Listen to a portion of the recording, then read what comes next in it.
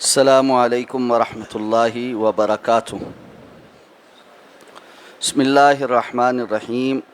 اللہم صلی علی محمد وعلی آل محمد کما صلیت علی ابراہیم وعلی آل ابراہیم انک حمید مجید۔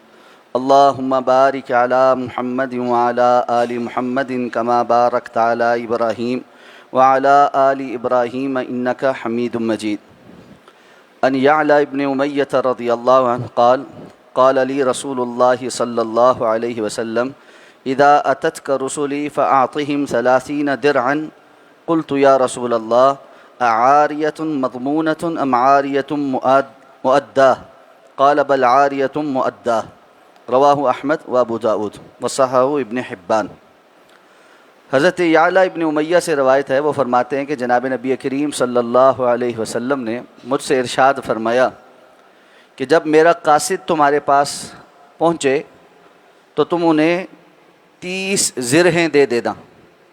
تو میں نے عرض کیا کہ اللہ کے رسول صلی اللہ علیہ وسلم کیا یہ قابل ضمانت عاریت ہوگی یا پھر قابل واپسی عاریت ہوگی؟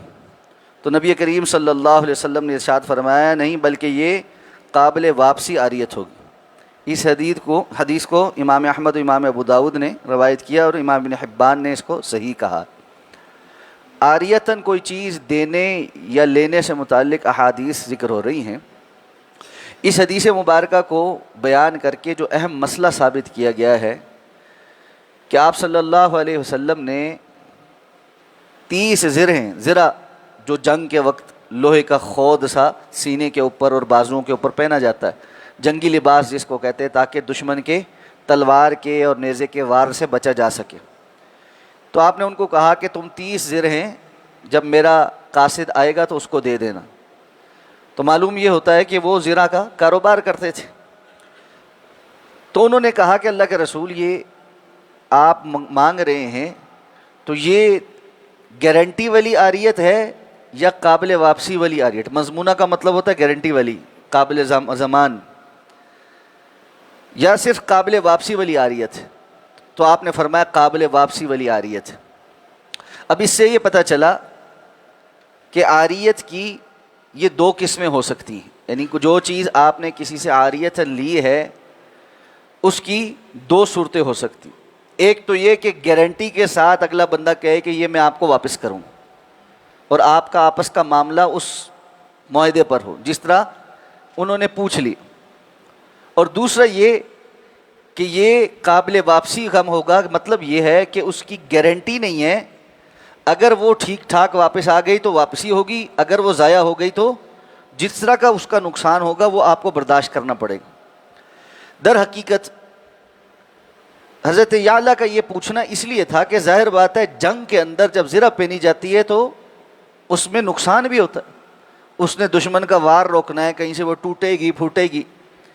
تو یہ سوال ایسی چیز عاریتاً دینے پر ہو سکتا ہے جس کے ٹوٹنے پھوٹنے کا احتمال ہو کہ بھائی یہ چیز ٹوٹ پھوٹ سکتی ہے، تو اگر میں آپ کو عاریتاً دے رہا ہوں تو کیا صورتحال ہوگی؟ یہ ٹوٹ پھوٹ گئی تو کیا ہوگا، اور اگر نہ ٹوٹی پھوٹی تو پھر کیا ہوگا؟